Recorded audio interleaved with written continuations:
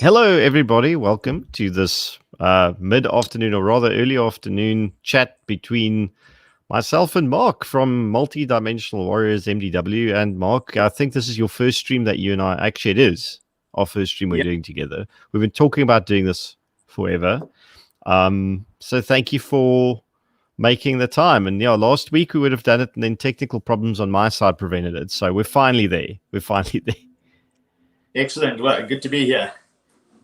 Awesome. So we're actually just gonna talk and shoot the shit. And I mean, your big thing is personal safety, self defense, um, all the good stuff, and providing high quality, practical, good, well thought through training. So tell us a little bit about you and MDW for those who don't know you. Well, we're based in Cape Town. MDW got formalized in 2012, but before that, it was a lifetime of training. We started when we were 10 and never stopped in pretty much every way, represented different styles, did the jiu-jitsu, did all that. I still love those things, get around to it. But we realized in about 2009, I had to make a decision. Do I stay in the martial arts world, because we had done a lot of combative training, and run a gym like some of the guys will be running and go down the EFC path and all those sort of things, or move to the combatives. And our decision was that I couldn't give my full focus to both.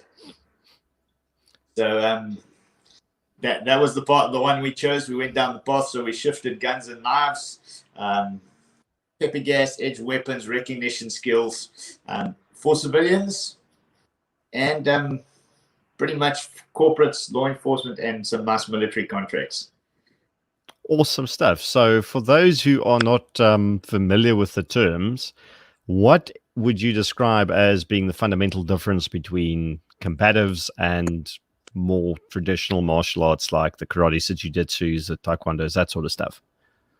Well, if I really look back, if you have looked a little back through history, combatives developed into martial arts because they realized what they were, and then I think they lost track of what they were originally looking for, their purpose, and they became, for no harm, great health ventures, good one-on-one combat ventures, very nice exercises. And I think we're starting to see a lot of martial arts kind of going back that full circle,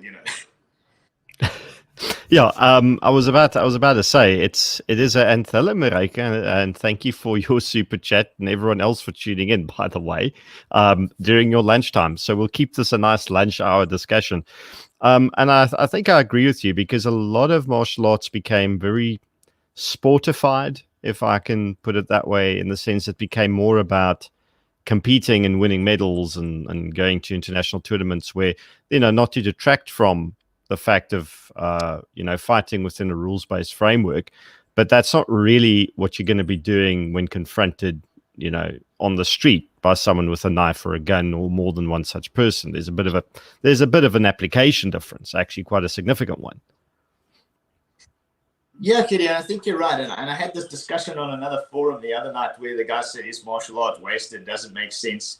The thing that hurts you is you don't need to waste all your time. Let's teach you these 6 techniques. A guy that spent his lifetime in a boxing ring and throwing a good reverse punch and an overhand right is going to destroy a guy who thinks he's going to do it with these 6 pretty techniques. Yeah. Never taught before techniques. But that being said, I kind of view the martial arts sport world kind of how I see the shooting sport world. They develop awesome attributes that can be transferred, but they don't, like you said, the application's often different.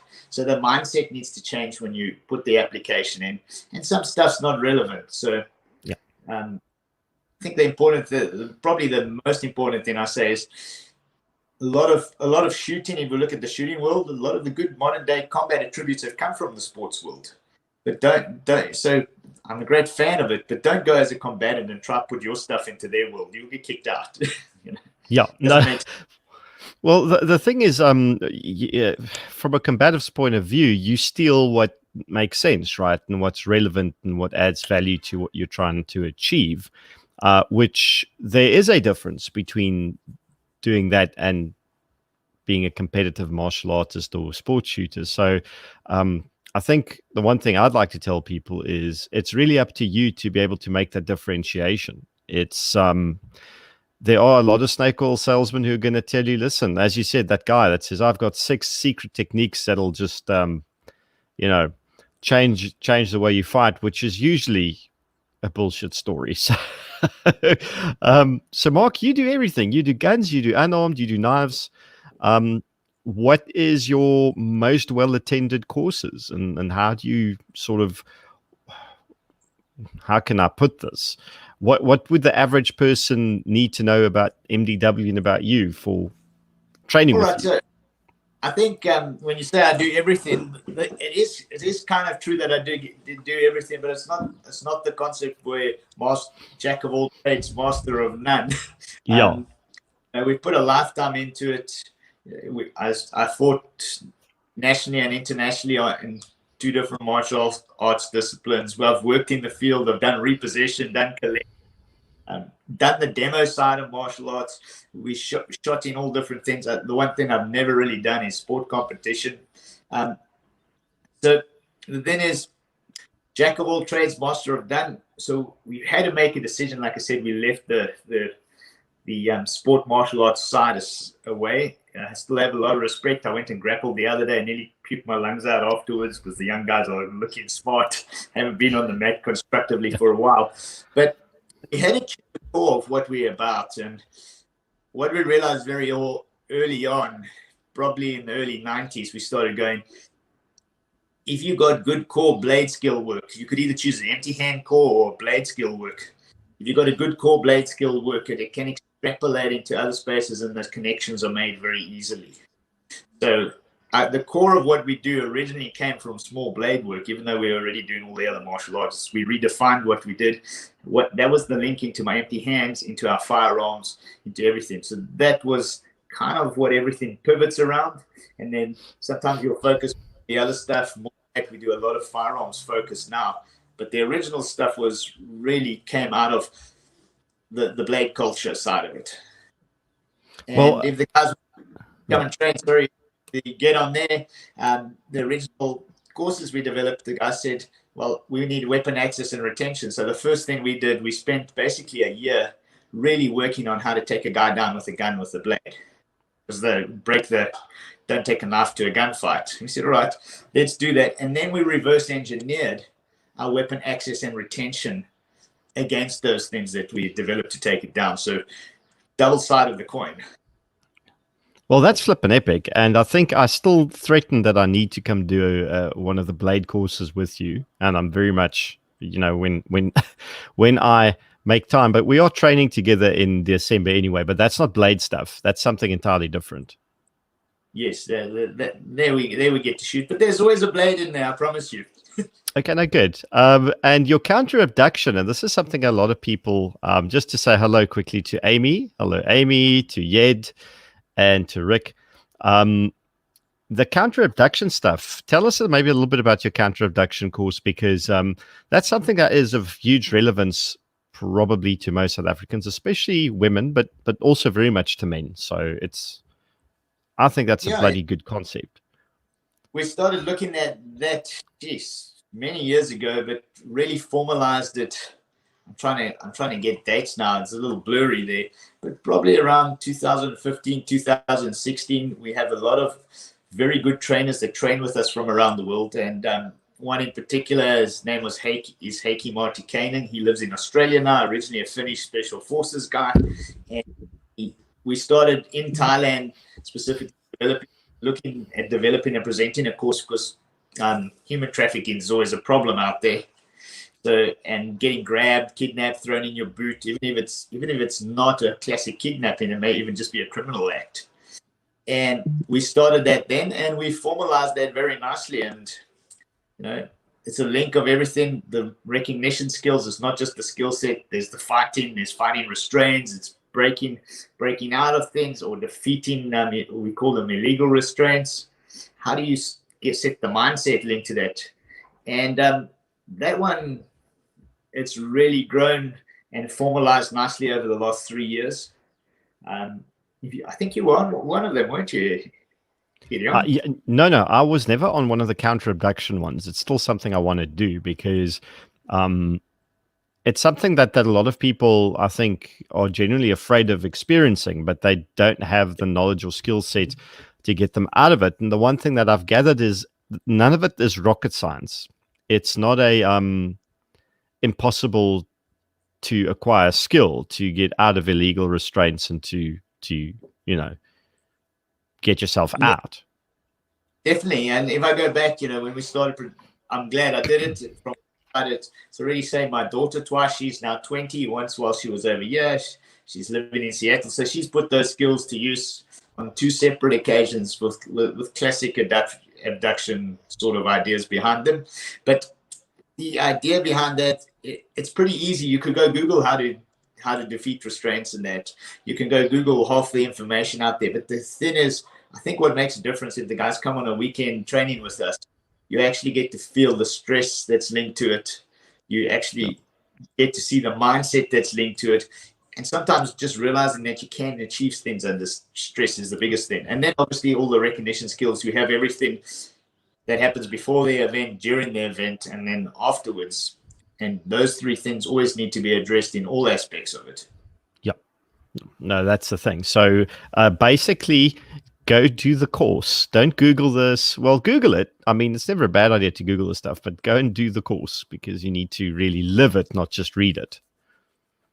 Yeah, we had a guy come on our course, we had a nice set of handcuffs over there. In 2 minutes, he had picked it, and he had gone and Googled how to pick cuffs, a particular pair of cuffs, which we had all the anti stuff, and he had spent 2 weeks after he had Googled the practicing. And, any information you can get is valuable, but it's how do you put it into a structure and concept so you have a holistic approach to it as opposed to saying I can defeat a handcuff, because that's the small part of it. Yeah, that's the thing. And look, I've linked to your website and your Facebook page in the video description, so people can really go find MDW. And where can they find what courses you're running at the time?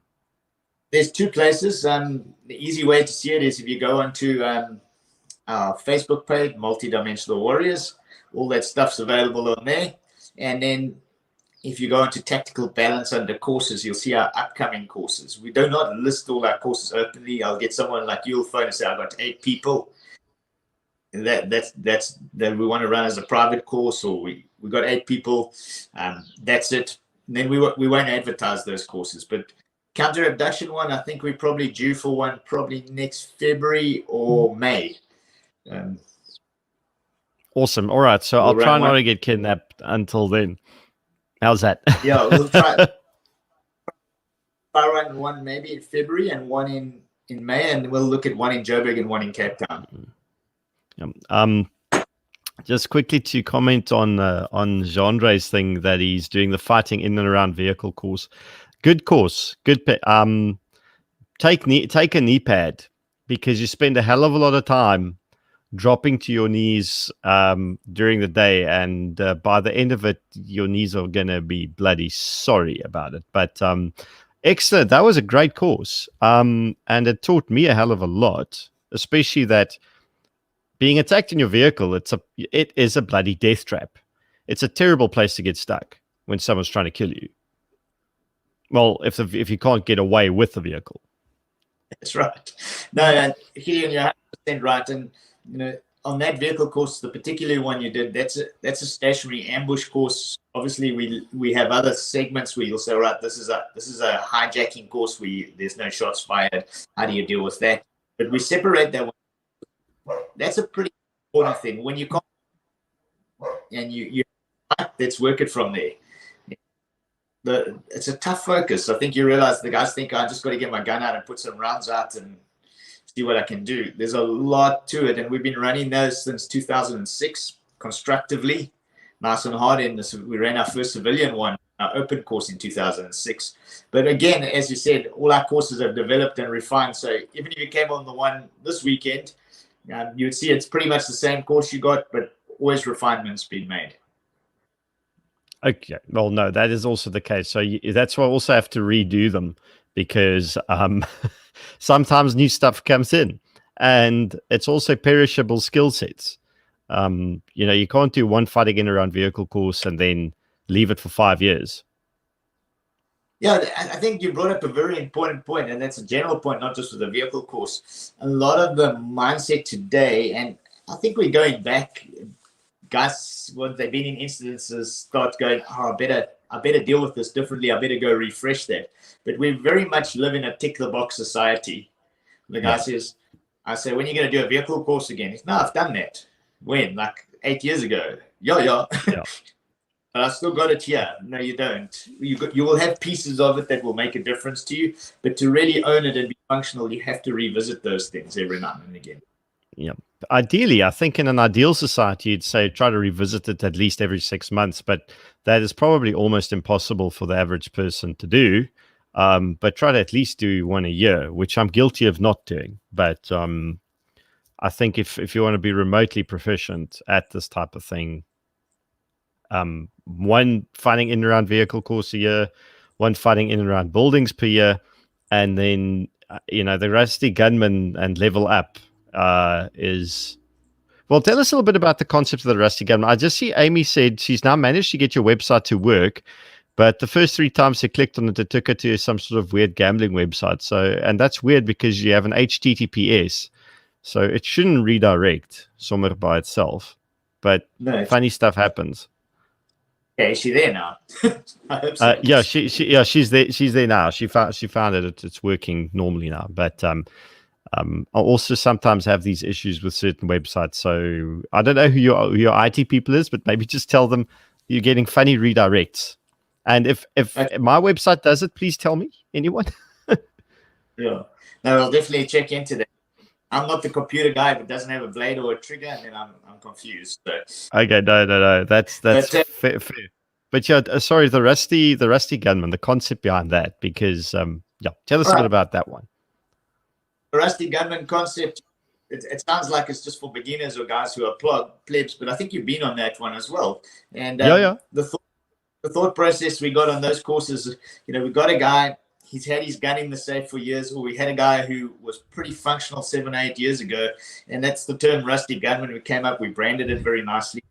All our courses are actually the MDW courses. If we do a classic clearing course, it's Rusty Gunman clearing houses. So there's a tactical element, but the original concept was I have a guy who's had his firearm. Even if I use someone like my dad, old paratrooper, he's been on every contact you can imagine, but his pistol was a secondary firearm, and that star 9mm star B9 mil set in the safe. Yeah. When he came on that course, there were a couple of things that he had to just revisit and get over and get familiar with, and essentially getting back on the bicycle for guys that were combative. But I also have guys that are very, very good sports shooters that probably outshoot me on time and speed and distance and all those sort of things. And the one guy comes on my course every 6 months, and I say, well, why are you here? He says, no, I'm not thinking combatively. I know where I put my front side I can hit, but I need the context just to revisit the tough things of having a stoppage and not being able to clear it on our quick speed rigs and those sort of things. So, that's what we discussed. So I'm always like, geez, you can outshoot pretty much everyone I know. Yeri is on the Rusty Gunman again. No, and I think, look, the Rusty Gunman course structure is really cool because it actually does it in a nice structured environment, takes you through fundamentals, which it's one hell of a way to figure out, even if you train regularly, if you're picking up bad habits by yourself away from training courses, you very quickly get stuff pointed out, which is nice. I mean, it's and necessary. So I think even for more experienced guys, you will keep finding value in it. And then, of course, you've got the level up and then the level 2 up or something like that. You've got three levels of Rusty Gunman. That's right. So pretty much with every course, I kind of go, all right, get it done, and then let's really run it. Yeah. So level up kind of it's not really 100% repeat, but there's a lot of stuff repeated, but it's done with time, it's done with pressure, done with different contexts in space. So pretty much any course you do, if you do a clearing course plus the next one, you do the level up on that, we're going to push the same concepts harder, faster, and in different concepts and scenarios. Well, just to interrupt quickly, Pule says he has the same problem as Amy, as does Steve. And Arno Willifeer says he just won $10 million on your website. Yeah. um, yeah, maybe just have a chat to the IT guys on your side who does the hosting and ask them, okay, what's the issue with the redirect? Because that's obviously not planned. Arno doesn't need to make money off of redirecting you. I mean, not Arno, Mark doesn't need to make money directing you to gambling websites. Although I'm sure you wouldn't mind the extra income there, Mark.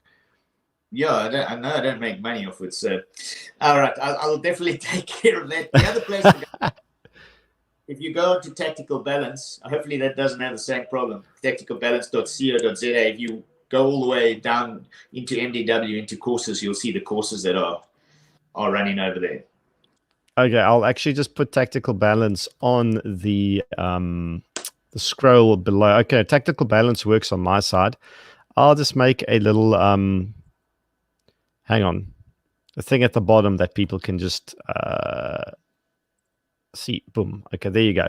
Tacticalbalance.co. That's where you can find Mark's courses, and then you won't get asked to gamble your life away. We sell the courses on there. Hopefully it doesn't send you gambling. Yeah. No. But there you go. We lost you there for a sec.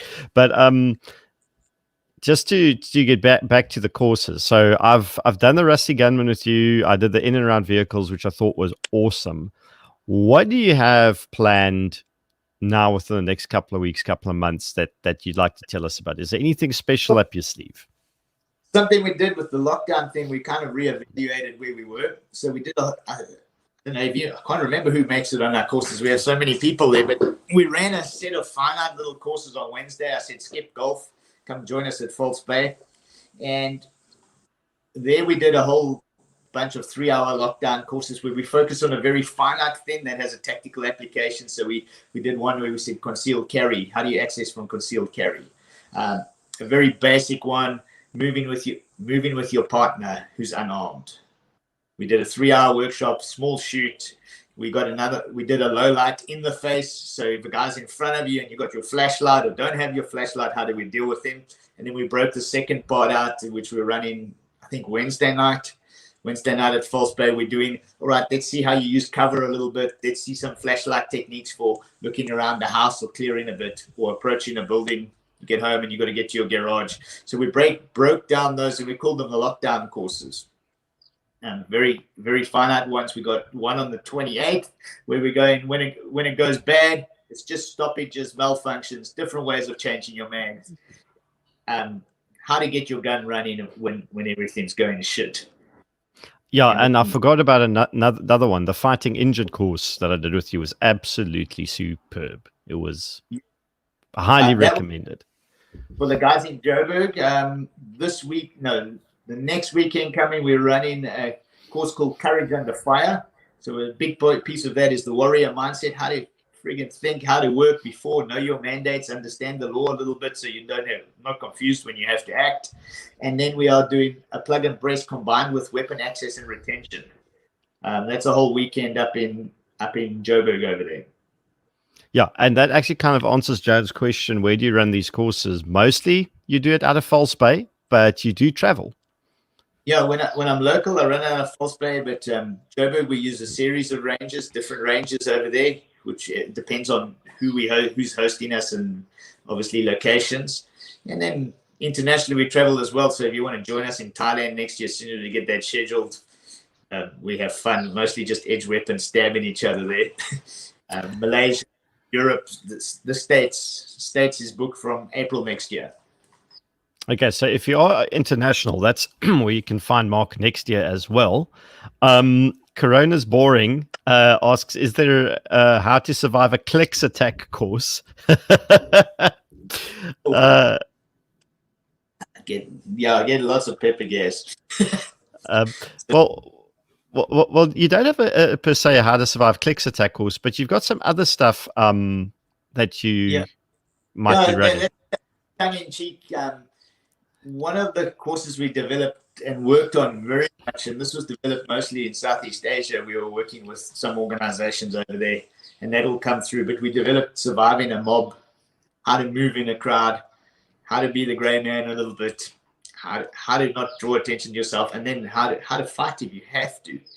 So we had that sort of thing linked into it. And then finally shooting in that situation. You know, how do you shoot someone you want to shoot and miss all the other people you don't want to shoot? And which is good and relevant, but that's might be slightly more advanced. I presume that's not so much for the beginners. I take it. You know, some of the concepts are very basic from the beginner side. On the low end side, I'll share some stuff in a month from now, because we get some nice accreditations and associations coming with from our overseas work, and we've helped them develop some courses. Surviving the mob is actually the baseline was designed for unarmed people, just how to think about getting out of that situation, move through there. And we developed that in combination with one of our trainers, Stefan, but he's in Thailand, and they had the mob riots over there, and that's where that concept started out, thinking of moving and stuff. So it's not really advanced until you want to start throwing lead. Yeah, I was about to say, like then the shooting skills will have to be kind of on point by that stage. Amy asks, whereabout in Thailand do you guys train? Well, we move around every couple of years. We were in Pattaya at one stage, just outside there.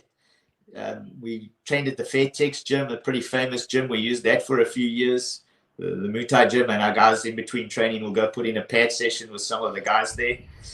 We were the last 3 years we've been up in Chiang Rai, which is northern Thailand, and then we'll be back in as soon as we've got to reorganize our course now, obviously with the COVID. We were supposed to be in Thailand actually, I think right now, and we were running a survival course. So we had actually had a course with outside Bangkok, about an hour out there, where they do the maritime training and stuff like that. We had all the fake boats and water and fire spaces. They do knife fighting and a bit of shooting in and around those places. Yeah, the fun stuff. Because Thailand's actually got quite a healthy gun culture, if I recall correctly. It is. It's an expensive place to shoot, though, if you're not already in it. So, we kind of go slow on the ammo and stuff, but yeah, it does have a gun culture. But from places they can't normally shoot, like the Australians will come through and do a bit of training and join in there, because they don't have free access to that type of shooting outside static ranges. Yeah. No, that's that's one hell of a way to actually capitalize on someone else's misery, which is good. Darren highly recommends training with you. So, Darren Thomas, thank you for cool, that. Darren. And Steve says info for the Johannesburg version, if you've got any. Which one is that? I'm going to be running that Courage Under Fire, but we'll start running different. We'll book up Joburg into early next year.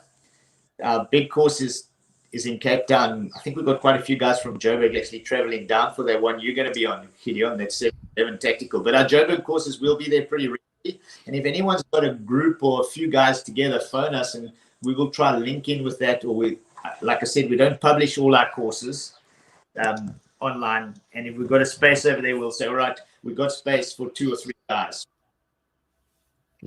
So that's the thing. If you can, if you want to do something specific, get people together, and if you have enough, then Mark will run a course. Pretty much, if I get it correctly.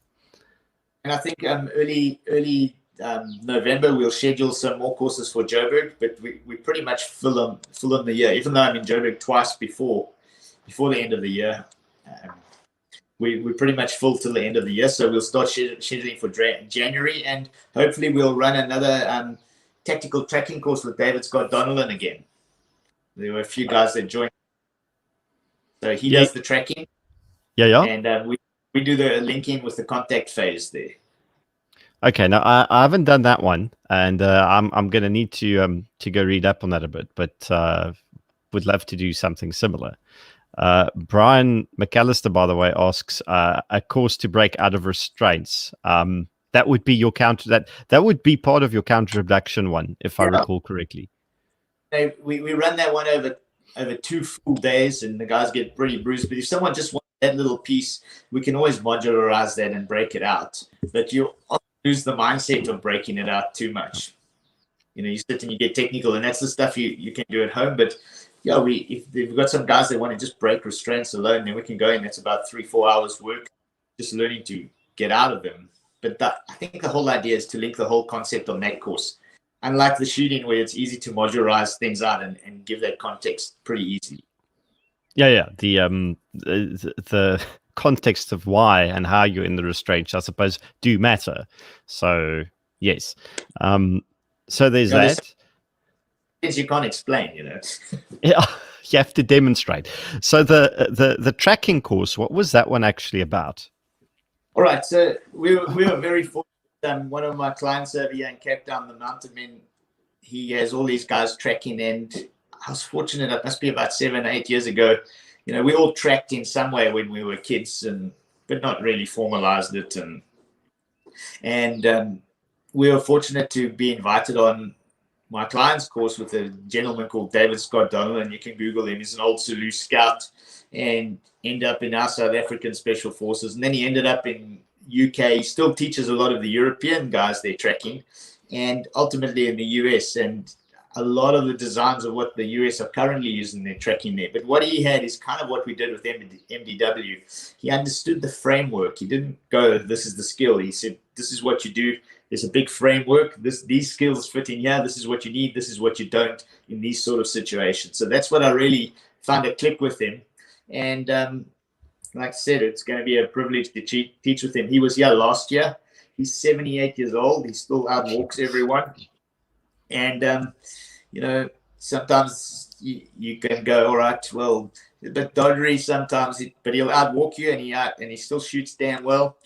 And that knowledge and information, even just the historical information, we had people on the course just coming to speak to him. And I'm not really interested in tracking. I just wanted to meet him. So he's as well as talk to you. Yeah, the legend himself. Okay, so there you go. So that's the other thing on offer. So what we've unpacked so far, just to catch up everyone that joined us halfway through. So Mark runs Multidimensional Warriors. You've got a team of people, and you do everything from unarmed combatives, blade work, a lot of shooting related stuff, whether it's from rusty gunmans that are pertaining to fundamentals, the more advanced rusty gunmans where it's more than just fundamentals, you're getting to stoppage drills and that sort of stuff, the low light shooting, low light fighting, the fighting injured, the fighting in around buildings, fighting in around vehicles. Jeepers, I've missed a few, the counter abduction stuff. Yeah, crikey Moses, it's quite a curriculum and quite a repertoire, and you are running about a course a week at this stage. Sometimes 3 a week. 3 a week. Yeah, sometimes we're booked up pretty much every day. A day like today is what I call admin days, so I hate those. What we publish is very different because I have a lot of corporate clients that will use us. They will book we'll have some of the cash in transit companies book us. Say, all right, guys, come in. We got 12 guys. They ride soft skin vehicles as backup vehicles. Let's help that. So we'll have those sort of courses going. We have corporate clients, some of the banking guys, we are doing the plug and press with them.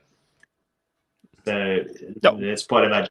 So the guys go, you got a big curriculum, but this is what we do all day, every day, full time. And it's been in our mind, both Kelly, everyone who works for our company is contributing. It's not only us, but a lot of people do a job during the week and do this on the weekends. This is what we do all day, every day. Work curriculums, put them to the test, go out with our clients, figure out what the challenge is, and then see what people are doing. And then sometimes things are great the way they are, and sometimes they need to be changed. That's it. And it's all your stuff are living, while your curriculums are living documents. Leighton, sorry if I mispronounced it, says he's been lucky to have been trained by you. And you can honestly say that the course is the reason he's still alive. So a big thank you from the man. Thank you, Leighton. Good to hear from you. We'll have to link up. I know you're down in Cape Town here still. But this is the other thing, though, that also came through. And I mean, when we were doing the shotgun course, when Brian was still in SA, and a couple of the other courses, there was a lot of stories of especially CIT and other security personnel that in their own volition, I presume, come train with MDW. And that in practice, the stuff they've learned on these courses have made a big significant difference. You've got a couple of really good stories. And I can't remember all of them, but are there any ones that stick out to you? Well, everyone's a special one in its own way, but I think, when your phone rings at night, and luckily it hasn't been too bad lately, but your phone rings at night and it's 3 a.m, you go, all right, I don't normally answer calls, but oh shit. Either something good, very good has happened, or something very bad has happened. Bad, yeah. And when you pick those calls up, the best thing is the guy, you have a call that, I'm alive, the shit works. You can't go, please explain. You don't know whether it's going to be good news or bad news. And I must say, a lot of it is good news ones that come through. So that's always good. And one thing we try to do, we can't do it with everyone, we have lots of stories that come through, is the companies that work in those environments, some of them we have agreements to actually go and debrief those guys. Lessons learned, lessons reinforced, what was done right, what was done wrong. Did the training put you in a good place? Did it put you in a bad place? We want to know that stuff. People's lives count on it. So we have the luxury of having to be able to debrief those guys in a lot of the situations. Okay, well, that helps, because there was one case, I'm trying to remember this. It may have been a female Metro officer. I think you told me the story, and she got involved in a shootout where stuff went wrong, but because she was on a course with you, she actually came right. She managed to unfuck the situation and live through. I don't know if you recall the story or the details. I can't remember the exact thing. We've had one where the person we thought was definitely going to die came back and thanked I'm alive because of the training. Because she was such a lady. Actually, one of my trainers did the training with her, and he said, I don't know how we've got to put her through the course. And the second day on duty, she was in a shootout and she nailed everyone. She couldn't run 100 meters if she had to, but she said, I remember, get out of the car. And we tell them, you taught how to get out of the car with your gun in hand. I was not the instructor on the course. It was Clint, who's one of our partners up in Joburg. And he told me the story. The next day he said, I don't know how I did this. Next thing he said, that woman I was telling about, she drilled everyone. That's one hell of a story. Well, but the lessons she remembered made it, be there early. I know it sounds silly that I could open a can of worms now. If you know you're in stuff, don't get out of your car without your gun in your hand. Her gun was in her hand when she got out of her vehicle, and it gave her the head start. Awesome. And that's the type of stuff. That's how it actually does make a difference. Paul is saying at me, what time am I picking you up to come look at the millies? Oh, are we traveling up north? Yeah. Oh God. I believe the Free State I don't know if it's a good millie season, but hey, as long as it's raining. Joan asks, I'm very interested in having some of these courses on the West Coast. Please give me contact details. If people want to put stuff together, Mark, how's the best way to get a hold of you or MDW or whomever else? I'm terrible on admin, but we have a really fantastic admin girl in our office. So a good email that goes through, but my WhatsApp is a great number. I don't mind giving it out. And if anyone, so you're welcome to put that up there, Gideon. Hang on a sec. Let me just quickly do this. Do it this way, rather. Okay, give it to me quickly. It's 082 559 8319. That's for me personally, but if you contact our office, you can do that on email, and that's just admin@advancedconflict.com. And Taryn is fantastic. She tells me, did you call this person? So that's Mark's number, and the other one is admin@advancedconflict.com, and I will just let that also scroll across the bottom in a moment. So there you go. And that's Taryn, and you can get a hold of Taryn quite easily. yeah, so get people together, Joan. Eight or so is enough to justify a course, and then that's it. Yeah, and we were at the West Coast probably a couple of weeks ago, I think. So I was we about to say, traveled. I'm pretty yeah. That's awesome. Yeah, if they need Uh, it. Sorry, Gideon. no, I was about to say yes. I do recall you went up the West Coast not all that long ago, so it is doable. Yeah, no, it's a short drive. It's not that far out past Malmesbury, 45 minutes, an hour. So we're not scared of doing that. We just need the place to work at. We have some agreements with some of the rangers, but they kind of charge us a little bit on the West Coast Rangers for some reason. So, but Well, how about the East Coast? Because Stephen asks about Durban. You've run courses there? I haven't been to Durban for a long time. One of the reasons for that is the Durban Knights can't even attend a proper concert when they were rock concerts. So we have a lot of interested guys, but to get 10 guys together on a weekend is just like, it's been difficult. Yeah, it's a very different thing. So we've had a lot of Durban guys traveled up to the Joburg courses, but again, I'd love to make it back to Durban. I've got a small group of guys that train with me on and off, and there's other trainers who are kind of competitor trainers, but I'm very good friends with them. So it'll be good to make it down there. Awesome. That should answer that. Leighton said, one of my colleagues who had attended the course run by Mark was attacked while on duty. He survived the attack. When I asked him what was going through his mind at the time of the attack, he said all he heard was Mark shouting, "Get off the X, draw and shoot." That saved his life. So the stuff does work, Mark. It works. Rick says that's... Hey, I don't always get the feedback. I don't always hear the stories. So, and we get so many. I should actually start documenting stuff. It would be great to do references. Like I said, I'm so bad on admin, and could have taken a few referrals through the years. Well, Rick says it's the Durban curse, the Durban problem, by the way. But yes, if you've trained with Mark and it saved your life, tell people. On that note, bit of a biography, because I forgot to ask you, Mark. What exactly is your backstory apart from all the training? You've been through a couple of things. Yeah. What are the creds? Wow. I think my first one was growing up with my dad, who is an old parabat. So the guys will probably know him as Old Dispatcher. So grew up in there, and now it's a Special Forces training school, but then it was Murray Hill. So we used to spend our weekends over there and our school holidays up there, and bunked school to do martial arts as much as I could. Somehow, university entrance. I fell in love with martial arts when I was very young. Got sent there by a friend's mom because I kept fighting at school. Then I stopped. As you would. Yeah.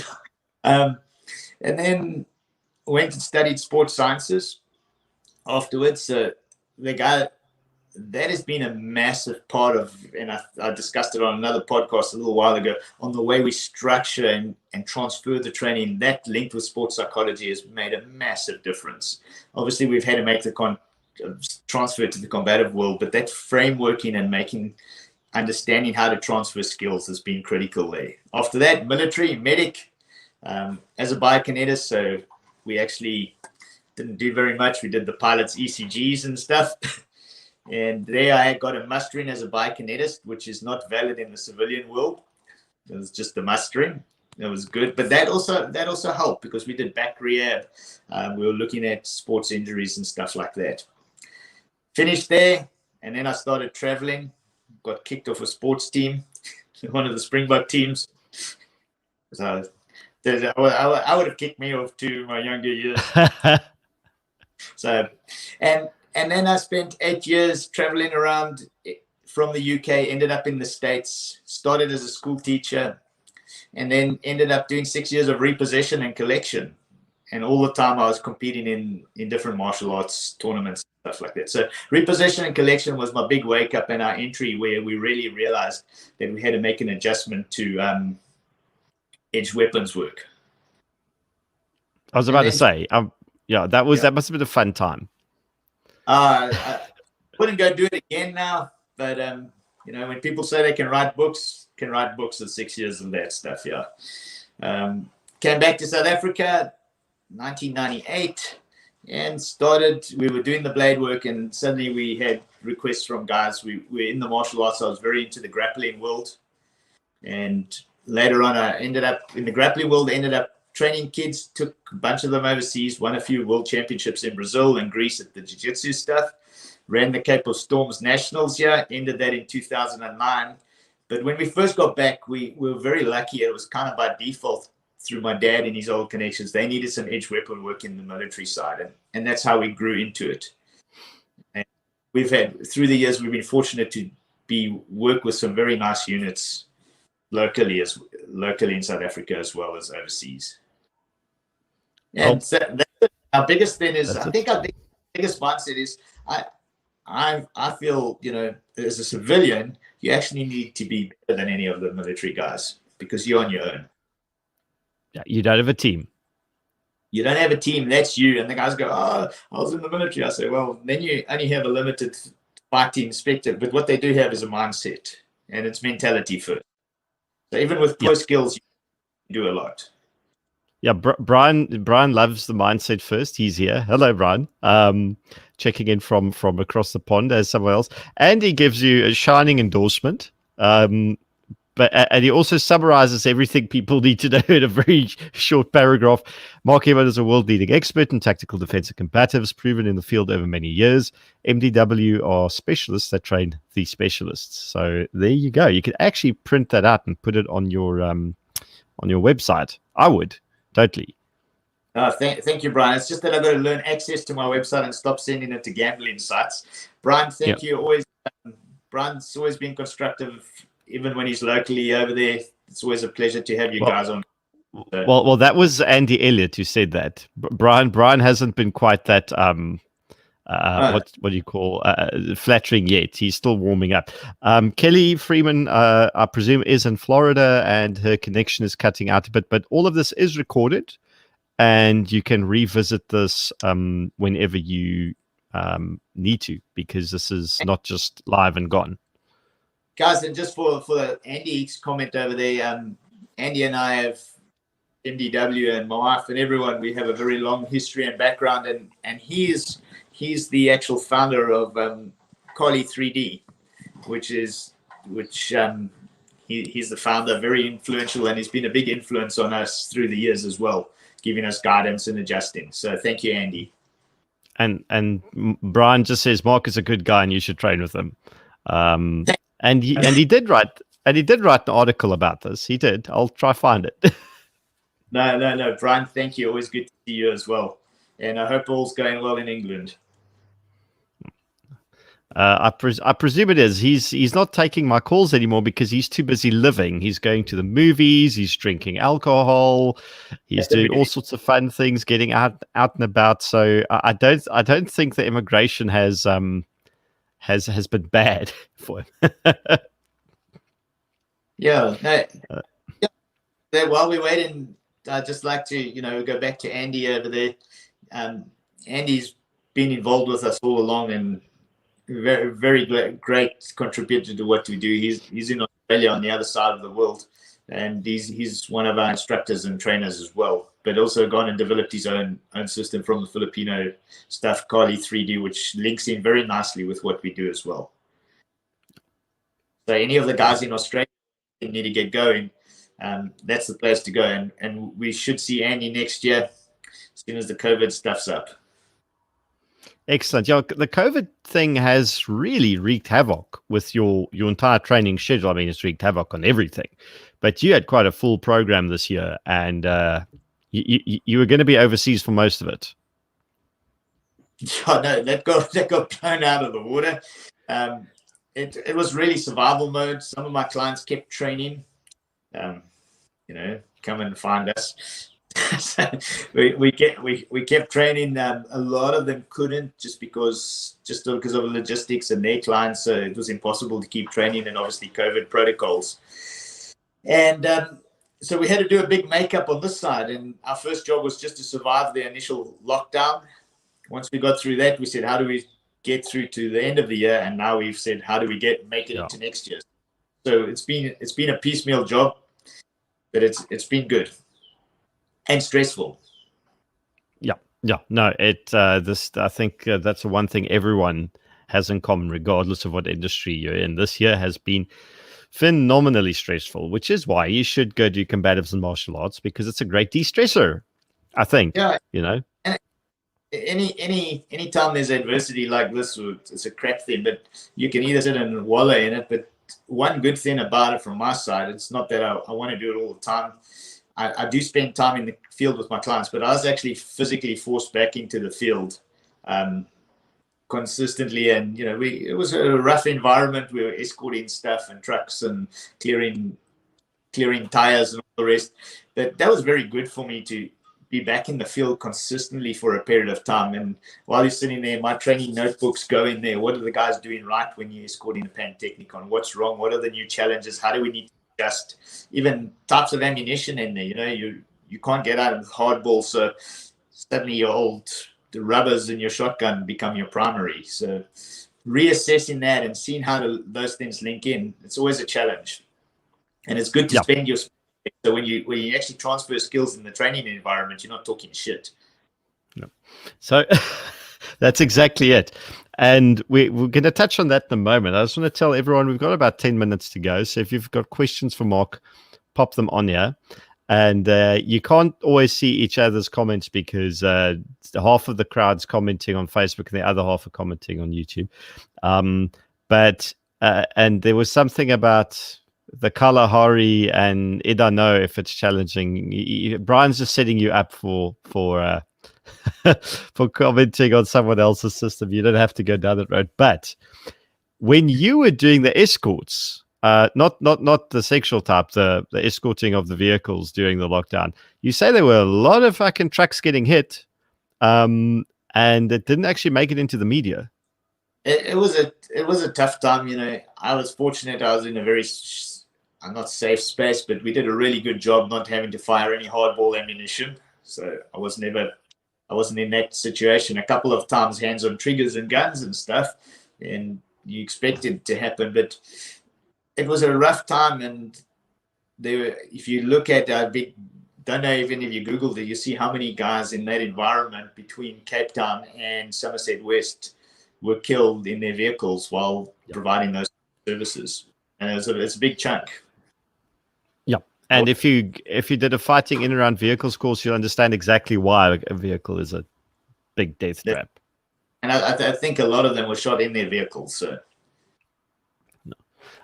Brian asks, on a serious note, I love the ACT mindset development, or the ACT mindset development. He would love to hear more about that. All right. So we have MDW and ACT. ACT is where we run purely corporate training. And a lot of that is, the MDW is tactical. We link the mindset in and all that. But the ACT is the planning, the soft side of anti-hijacking. We'll do companies that, for example, one of the cigarette companies, reps were getting hijacked at one stage. So we'll take care of that. Home safety programs. How do you set your home up? How do you think about it? And then keeping your children safe, which seems pretty obvious. You can have all the tactical skills in the world, but if you forget about the fundamentals, you're going to be, and you're on your back foot, you're going to be fighting your way out instead of having to prevent that. So the ACT side was designed as our soft skills program, if you want to put it that way, and or our corporate or military programs are branded under that. Well, there you go. And follow-up comment, Brian says, one of the best detectives ever, Karel de Deus, was murdered whilst doing those N2 escorts some years ago. So there definitely is an advanced element of danger there. And there's an element of luck. Yeah. As always, in all conflict and confrontations. But having the skill helps though, right? Yeah, and the old Gary Player, the more you practice, the luckier you get. That's very true. But there are some things that are out of your control in some environments. And when I sit there and I often look at all the tactical comments from the keyboard warriors on the side, I watch a video clip and they go, you should have, could have, would have. And I'm going, you weren't there. He's still alive. He did a right job. Yeah, next time he can keep his finger off the trigger or whatever. But sort your shit out. You for your life, you know. Yeah. Sort your own shit out first. That's exactly it. So, we're coming up to our last 5 minutes. So I'm trying to figure out what's a really difficult thing I can ask you, and it would probably be if you had to summarize. Hang on, just to answer the brew. Hello, sir. Yes, sir, Mark does do trading in Gauteng ever so often. And okay, Laura asks, what kind of trading does he do? Self-defense. Mark, self-defense, personal defense, personal safety. Yeah, we do. You can look at it as self-defense. We like the term personal protection or personal safety, but you know, I think they're becoming more and more interchangeable. They used to be able to distinguish between the two. In the market, but everybody just brands their stuff personal safety now or self-defense.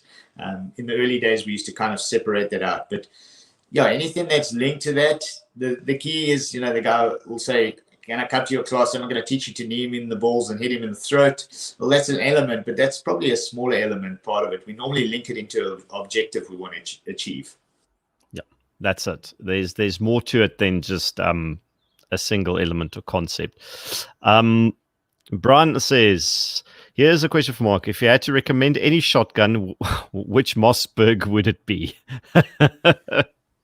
Probably you, Brian. What happened to it when you left? Yeah. No, I think is Mossy. Who did you sell your Mossberg to, Brian? The thing that I think learned to appreciate on your shotgun courses, a big loading port is beneficial, and Mossbergs have that. But from your personal experience, what you've seen, lots of guys have the pump actions. I'm a big pump action fan because if it breaks, you just pump it harder.